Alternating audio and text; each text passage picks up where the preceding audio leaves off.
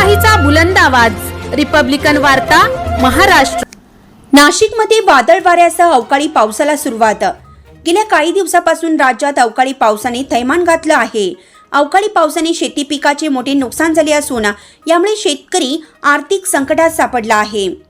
आज 4 वाजण्याच्या सुमारास नाशिक शहरातील काही भागात अवकाळी पावसाला सुरुवात झाली। अचानक आलेल्या या पावसामुळे नागरिकांची चांगलीच धावपळ उडाल्याचं चित्र आहे। आज सकाळपासून काही वेळ ऊन तर काही वेळ ढगाळ वातावरण होतं। आज 3 वाजायच्या सुमारास अचानक ढग दाटून आले आणि 4 वाजता नाशिकात अवकाळी पावसाने हजेरी लावली। दरम्यान पुढील 4 दिवस राज्यभरातील बहुतांश जिल्ह्यामध्ये अवकाळी पावसाची शक्यता आहे, असा इशारा हवामान विभागाने दिला आहे। राज्यात अवकाळीची शक्यता वर्तवण्यात आली आहे। रिपब्लिकन वार्ता वृत्त संकलन, विभाग, नाशिक।